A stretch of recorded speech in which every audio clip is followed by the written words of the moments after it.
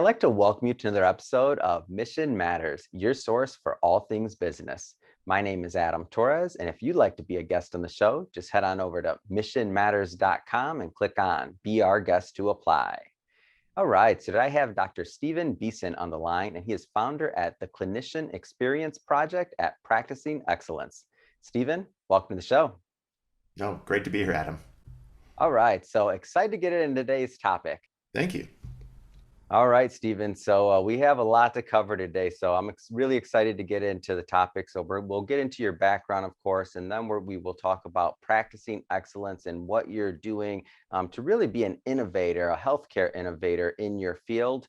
And maybe just to set the stage, let's go a little bit further in your background. So how did you get started on this path? Well, I got to tell you, it was never my plan. I went. My vision was to be a full-time family medicine physician for 35 years after finishing residency and call it a day. But life sometimes has twists and turns that you could never envision. And for me, I finished my residency after going to medical school, undergraduate, and residency training at University of California, San Diego. Finished in 1994 and joined a large integrated healthcare delivery system here in San Diego and began my practice. And around 2001, I was in seeing patients, and my nurse knocks on the door, sticks her head in, and she said, Dr. Balfour's on the phone for you. And Dr. Balfour is our president, medical director, and chairman of our board. So I took the call. And, when you're a young physician and the chairman of your board pulls you out of a room while you're seeing patients, your first thought is he wants to thank me for something, right? So anyway, so I'm walking back terrified, pick up the phone, and he asks me essentially if I wanted to lead an organizational change effort that we had called the Sharp Experience, part of Sharp Healthcare, the large system in San Diego that I'd referenced. And being responsible for coaching, training, developing, and engaging clinicians in this body of work. And I didn't feel like it was a question so much, so I said yes without really having any idea as to what it was or what it would entail. And I essentially, at that moment, became a student of coaching, training, and developing clinicians, beginning with myself. And really over the last 20 years, much of it concurrent to a full-time clinical practice, I worked on the endeavor of how do we develop clinicians so they are massively contributory to better care for patients, and then find joy and contentment and purpose to be the kind of clinician they envisioned when they sacrificed everything to become a clinician. So, and that's really where it all began. And on that day when that door was knocked on, and I decided to assume the position of physician director of the Sharp Experience. Wow. And one of the reasons I was so excited to have you on the show is because, I feel like the conversation about healthcare is many times from the patient side, which of course is important. And, but I feel like on the other side, like the clinicians that are actually delivering the care and the service, I feel like sometimes we don't, as a society, kind of think about what their day-to-day is and some of the sacrifices that they went through just to even like be in those chairs or to be in that field and to be able to do what they do on a day-to-day basis. So it's interesting to hear from your point of view, you have a really unique vantage point, having worked with so many clinicians at Practicing Excellence. It's interesting to hear your vantage point of, some of the challenges and just some of the things that are going on. And I do want to go further down that path and get more of the clinician's point of view and maybe some of the challenges in the overall healthcare industry. But before we do that, it's different. So you're a clinician. You're you're tapped on the shoulder to go down this path, or voluntold, whatever we want to call it. I don't know. You're not going to say no, right? You get that call, you're doing it. Right. But now to take it a step further and to really like launch a business around it and to like practicing excellence, like taking that next step. And I mean, that takes a lot. There's a lot of people sitting at home, maybe want to do something within their field or their niche, or they want to, to do something entrepreneurial, but they're kind of held back, like for whatever reason. Like what kind of caused you to finally take that entrepreneurial leap, if you will? Well, the time interval between me beginning this journey and me, starting a technology-based coaching platform Mm. was about 13 years. Yeah. And in that 13 years, several things emerged. Number one was the critical skills that make for great clinicians, Hmm. where clinicians are deeply connected to patients, and patients walk out and say, wow, they are the best. I understand my plan. I was included. They care about me. They listen to me. I'm totally confident in their care, and we're just partners in getting better healthcare outcomes together. Clinicians didn't necessarily consistently learn those Mm. skills. And I also learned that as clinicians go, so goes a group, Hmm. meaning the disposition of clinicians and the influence of clinicians can be positive or negative depending on how we show up. Hmm. And the capacity for clinicians to leverage their influence to make their clinical microsystem, meaning the 4 or 5 people that work together, to make them better, that's a set of skills as well. And clinicians didn't necessarily learn how to lead a team and to collaborate with others in team-based care delivery. And so it was very evident that clinicians were being held accountable for things that they had never learned. And I also found, and I think that the switch that prompted me to say, this is a calling that I got to pursue, is when I saw what happened for myself and the clinicians that were coached when they became really good at their craft. Yeah. When they began to sort of crush it behind the exam room door, and patients would say at the end of a clinical encounter, you have no idea what kind of impact you've made Wow. for me, even in the context of not being able to have a clinical curative intervention. Mm. Patients were saying, you made a huge difference. And clinicians would walk out of that exam room really proud of who they were and sort of living life in accordance with their deepest held beliefs. I mean, clinicians have a belief system of making a difference in the lives of, you know, patients, and the coaching, training, and development of evidence-derived skills allowed that to manifest. So that the thing that prompted me to move forward with this was, number one, the need in the marketplace that was massive. Hmm. Number two, the impact that it had on the clinician's sense of vitality, enthusiasm, and meaning in their work.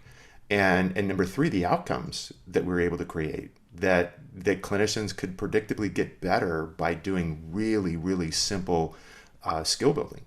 And then so that was, like I say, when you start something, you find a world problem and you match a solution to it, you prove that it works, and then you say, how am I going to take this to the world at large? And that was, the story in a nutshell.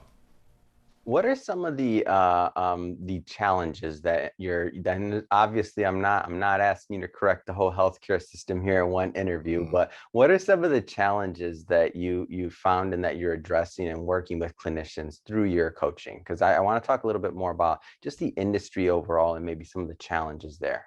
Yeah, and so I think that there's several fold. Our fundamental mission is, as an enterprise healthcare solution, to help clinicians, care teams, and leaders really become their best and to thrive in their work, and again to contribute to better care for patients, and again to do so in a way that allows them to love coming to work on Monday morning.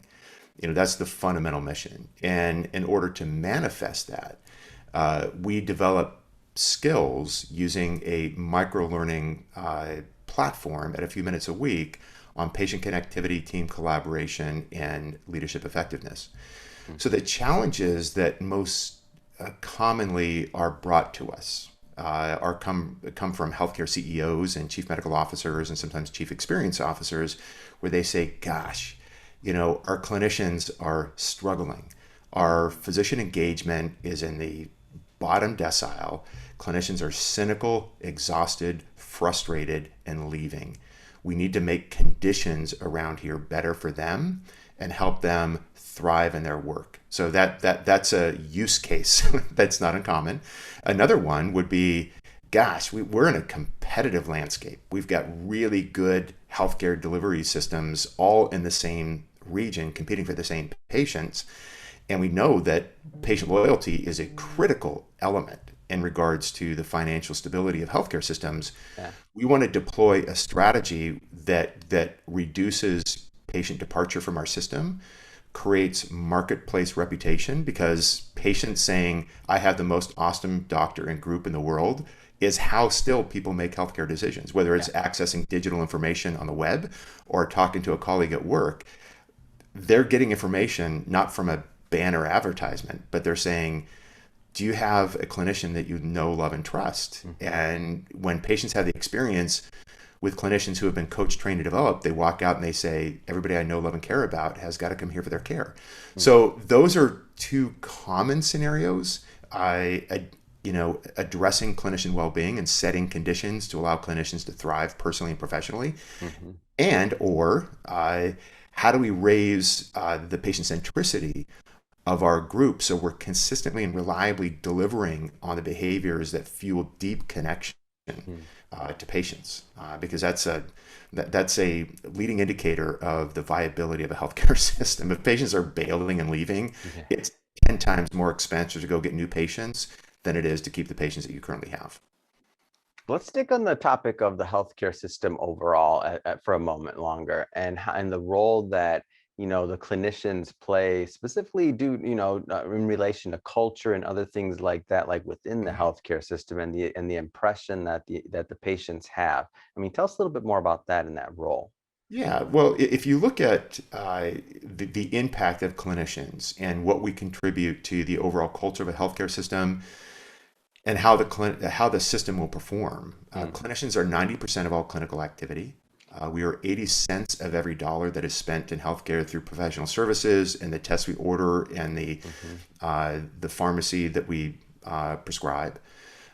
We are the principal determinants of the patient experience. All care team members are important, but in the ambulatory environment, the interaction with the clinician behind the exam room door is the strongest correlation.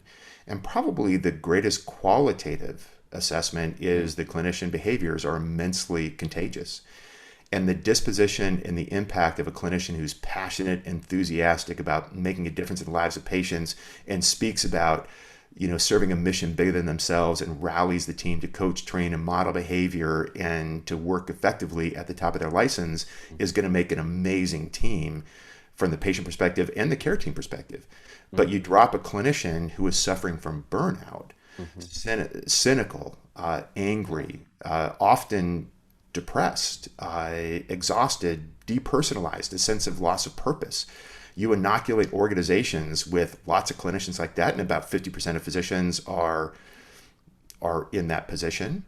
And the secondary consequence of burnout, which is a 2 to 3 fold increase in medical error, increased cost, significantly diminished connectivity to patients, and highly cynical. And cynicism is again another contagious emotion, just like passion and making a difference around Yeah. you is an intensely contagious emotion. So clinicians, we say, as I said earlier, as clinicians go, so goes the group. Yeah. There's good data to show that that's the case. So the process of helping clinicians soar personally and professionally, so they're contributory and thriving personally, Yeah. is I consider to be a dependency in delivering what American healthcare needs to provide to its communities. So we hear about burnout in many professions, and obviously, people suffer from burnout for many different reasons. There's no blanket answer to why somebody, goes through that. But specifically speaking from the clinician point of view, because you work with again so many, and you have a different vantage point. Like, what are some of the reasons that lead to this burnout? Do you feel?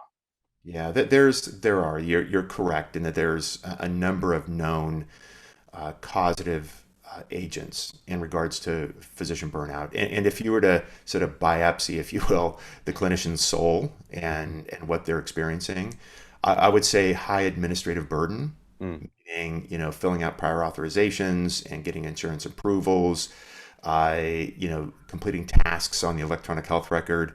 That's what we consider to be the work of medicine. Mm. And when you're doing a lot of work of medicine as opposed to the joy of medicine, which is Yeah. treating patients and seeing and interacting with patients, depending on what that ratio is, Hmm. that can certainly be a principal cause. I think that there's a loss of community. I think the essence of clinicians having a sense of being a part of a team that looks out for each other, cares for one another, and supports one another, despite the fact that we're around people all day, every day, it can be a very lonely profession. Mm. And great organizations that have advanced wellness have created communities, journal clubs and happy hours and fitness clubs and Fitbit Mhm. competitions and fantasy football leagues, and they create a community. Like any industry, like Mm. any culture, requires people to be connected with one another. So the relative isolation, certainly the workload, Mhm. when you're seeing 28, 30 patients a day, and for those patients listening, for each and every patient we see, we're gathering the medical history. Mhm. We're doing physical examinations, sometimes virtually, Mhm. and we're creating a differential diagnosis of diagnostic possibilities and prescribing a treatment plan, and calling in medications, ordering tests, and documenting all of that through notes, and multiplying that by 28 times in a day. It's a lot. It's a lot of work, and I think that one of the principal reasons that I've seen that's well documented in the literature is clinicians acting out of accordance with their deepest held beliefs, meaning I'm the sort of clinician that I didn't think I was going to be. When clinicians are suffering from burnout, they're cynical and isolated Mhm. and exhausted. And I don't know anybody who finished their training at the end of the residency and say, hey, 20 years from now, I hope that I'm super cynical, negative, angry, and clinically depressed. And they look at themselves saying, what the hell? I don't even recognize myself, as opposed to I am doing what I know I should be. Mm. And that confluence between my deepest held belief systems and how I'm showing up each and every day is really where contentment and happiness can manifest in Mhm. or out of healthcare. So again, there's a lot of different causative agents within healthcare, and I have to say that the literature also supports that clinicians who suffer from burnout, the principal agents are not clinician weakness or Mm. inability to hack it.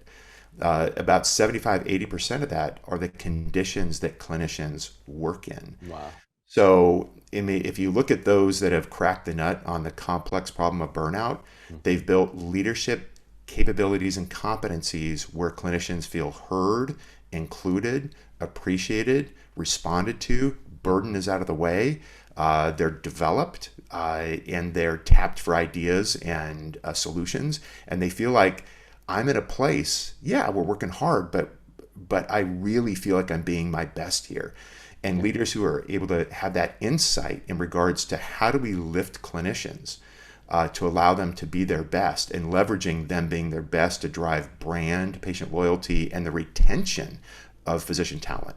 Because the loss of a single physician is $1 million. I mean, you can't Wow. subsidize that. In addition to compromising their contribution when they suffer from burnout. So, those are some of the commentary in regards to causative agents Mm. of burnout.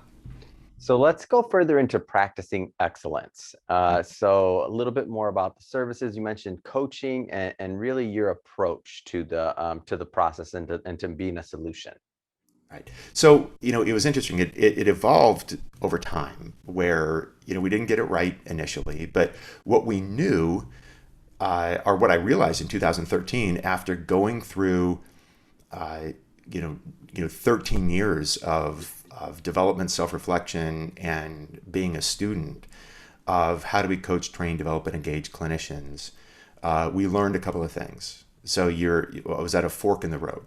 Mm. Number one, that coaching clinicians worked. We had about nearly a 90% response rate to individual coaching.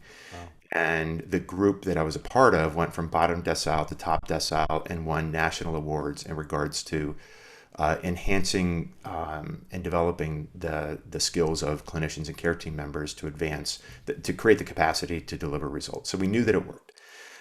Number two, it was hard because it was difficult to scale. We were coaching clinicians mostly one-on-one and in Hmm. small groups, and it was a logistical nightmare.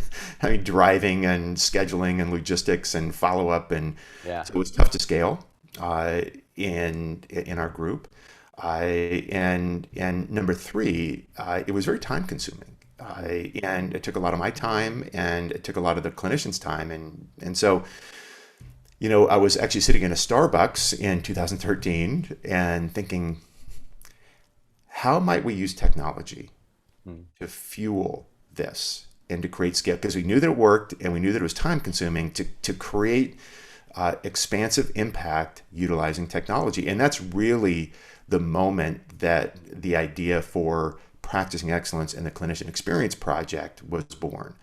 And subsequent to that, we ended up getting some financial support and built a team, created a platform, listened to the market on what works and what doesn't work, and went through iterations of technology, content, approach, and support to get where we are now. And the Clinician Experience Project now is supporting tens of thousands of clinicians with some of the best Wow.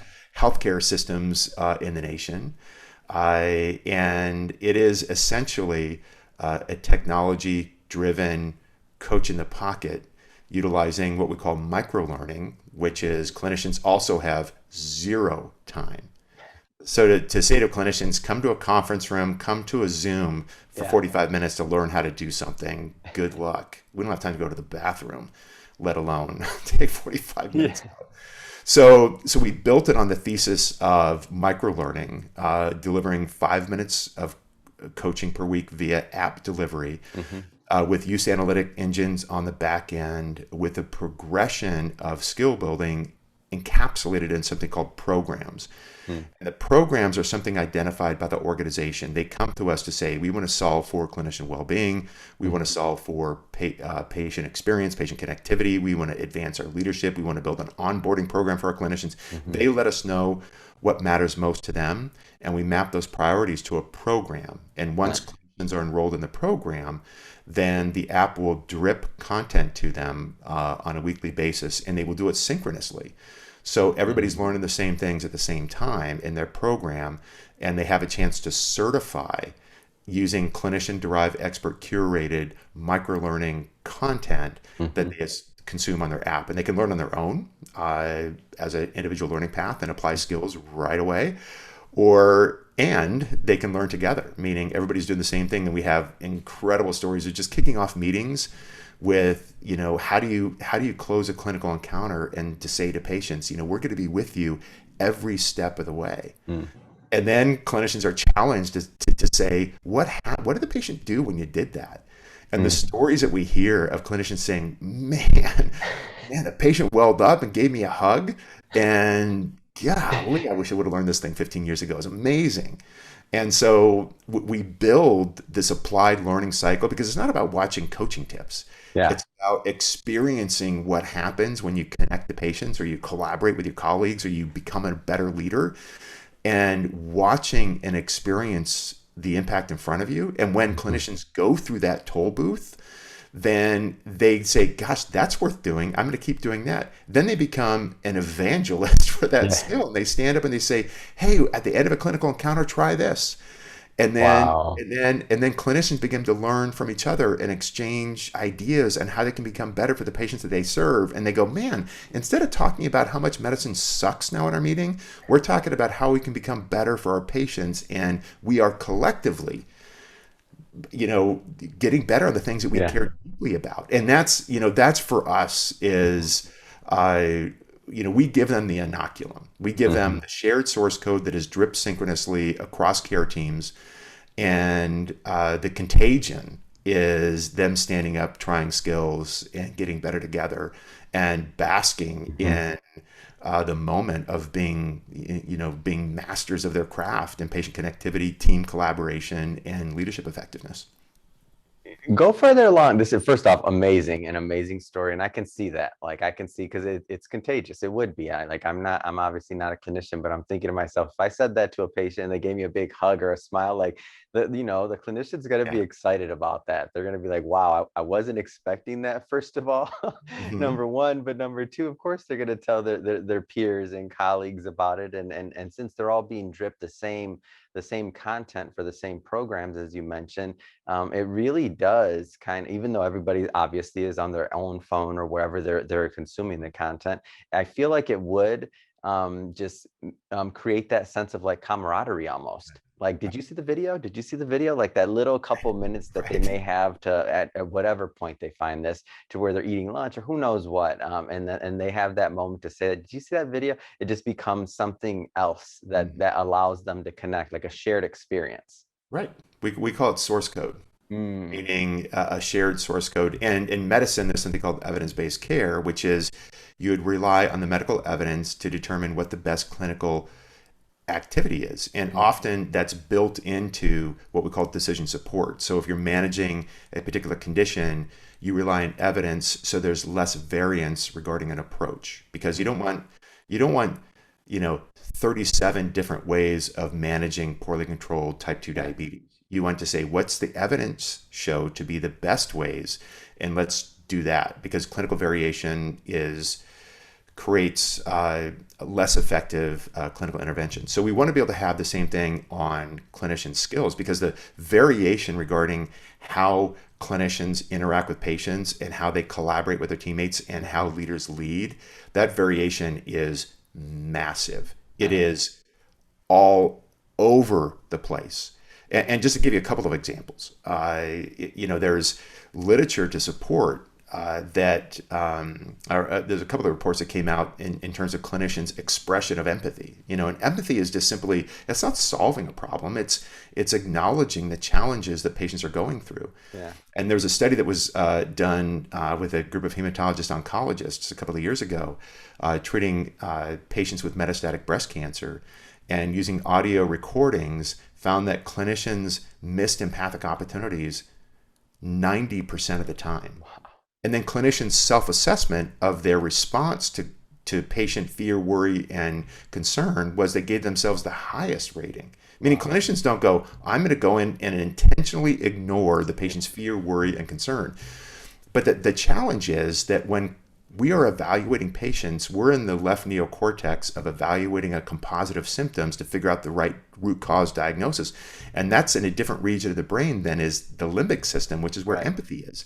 So our ability to have eyes wide open of the impact of illness on patients and to learn the skill of acknowledging and saying, I can't even imagine how hard this must be for you. Mm, We don't do that. And clinicians don't even know that they don't do it. mm. And so I mean, imagine a healthcare system without empathy. It's like Twilight Zone. I mean, Right. and again, clinicians get this right on a multiple choice test. They know empathy for patients who are suffering. Yes, with Hmm. exclamation point.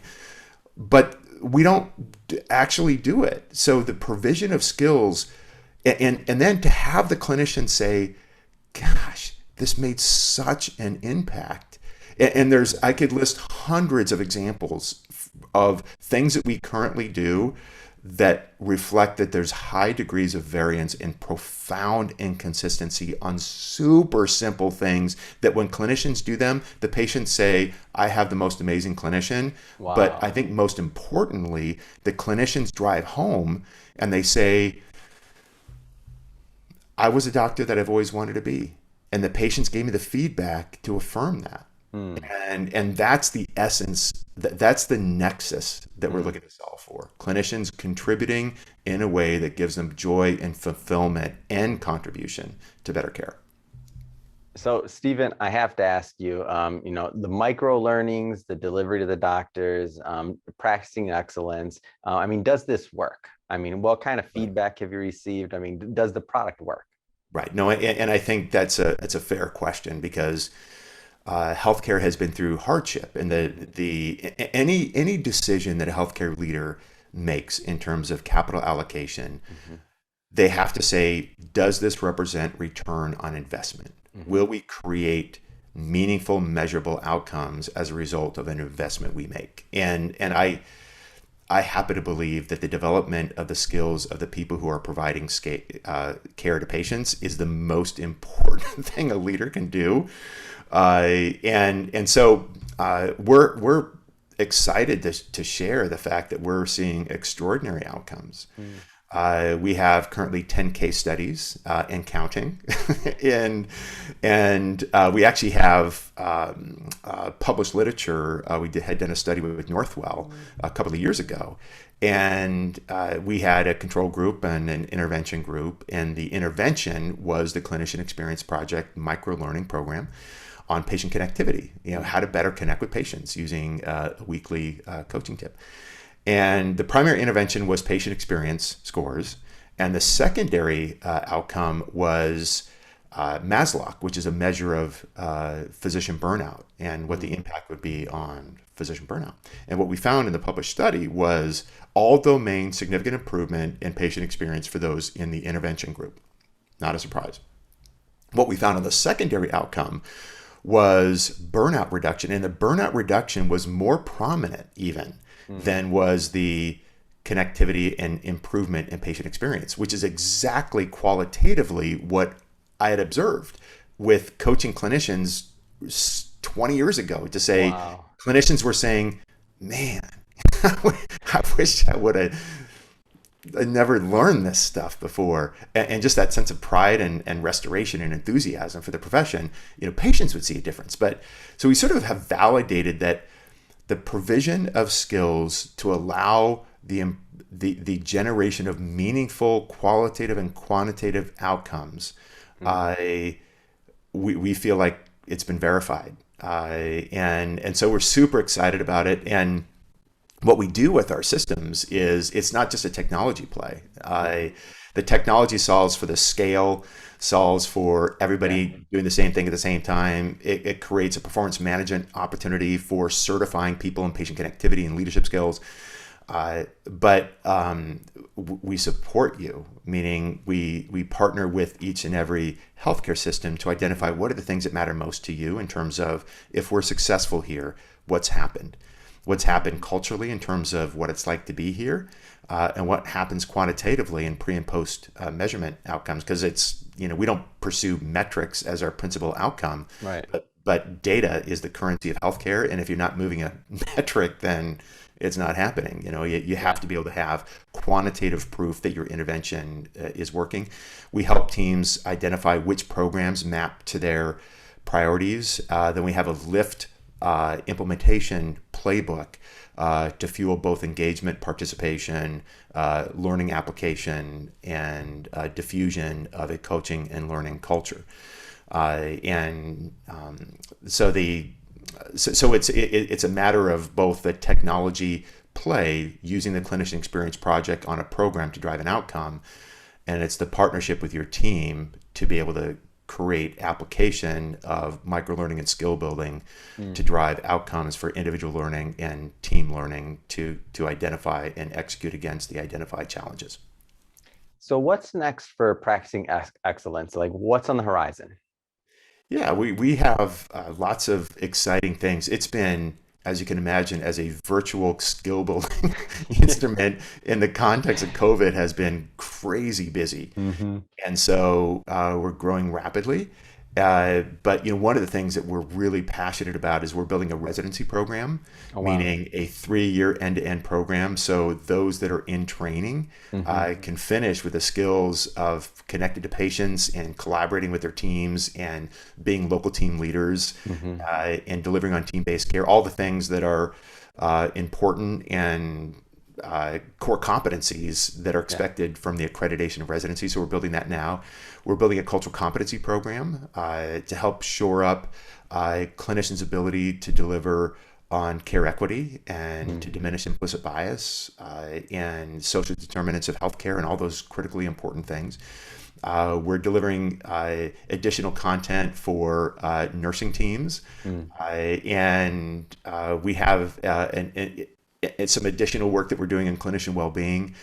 We have a very, very busy production team and curating sort of expert faculty on these 2-minute coaching tips. And so we're really super excited about that work. And some of the other things that we're doing is we've just built in our first cycle of a coaching program where we certify coaches from the community to coach and train other clinicians. So wow. we have expert coaches. So coaches can learn how to use the Clinician Experience Project to coach clinicians one-on-one, because there's still a Amazing. role in shadowing, coaching, training, and developing clinicians Mhm. one-on-one. We consider it to be adjunctive because it's hard to scale, as we mentioned in the beginning. But we now are taking organizations that are interested in certifying coaches. And so that's a very exciting body of work. And we're working on some areas on team engagement Mhm. that I'll share with you later. But it's a very compelling play on how do leaders deploy behaviors to advance their team to fuel retention Mm. and loyalty and counter the burnout that seems to be a pandemic among nursing and all care team members, including Mhm. physicians, in the post pandemic period. So sounds to me like you're quite busy on this. Just the amount of clinicians that you're touching, the amount of verticals you're doing within the same space, the content that you're developing. I mean, this is and then the residency program. I mean, a 3-year program. This is ambitious goals that you're tackling here.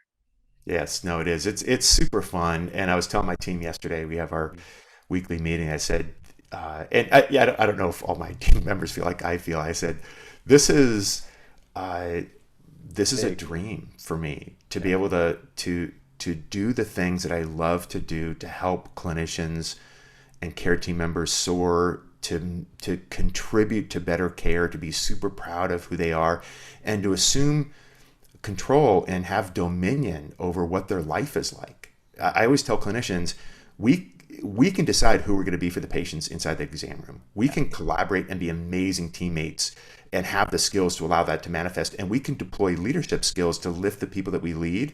There's Mhm. no regulatory environment or Medicare issue that can take those things away. Yeah. So, despite the fact that 50% of physicians are burned out, the things that access the human experience, which is getting really good at our work, making a difference in the lives of our patients, being an amazing team that helps supports and lifts each other, and being a leader that really, really allows the team to become an elite champion, and all the things that come from that. Those are things that are in our internal locus of control.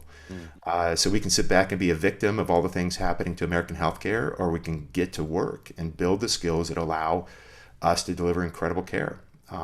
It's been done before, and we want to be a part and a catalyst to allowing healthcare systems to make that happen. Fantastic. Well, Stephen, I'll just tell you that your passion for what you're doing in your project and practicing excellence, it comes right through. I mean, it's awesome what you're doing. I think it's amazing. That being said, if somebody's watching this and they want more information and they want to follow up, I mean, what's the best way for them to do that and to learn more? Sure, probably the easiest way is just to come to our website, and it's pretty simple. It's practicingexcellence.com, and you can see the case studies and kind of what our ethic is, and to learn about our team. And that's probably the best way to learn. And certainly you can contact us through the website. Fantastic. Well, again, Stephen, thank you for coming on the show. It's been a pleasure. And to the audience, as always, thank you for tuning in. I hope you got a lot of value out of this. I hope you learned a lot. If you did, don't forget, hit that subscribe button. We definitely want you to be a return viewer or return listener if you're listening to this on our podcast. And Stephen, thanks again for coming on the show. It really has been a pleasure. My pleasure. Thanks, Adam.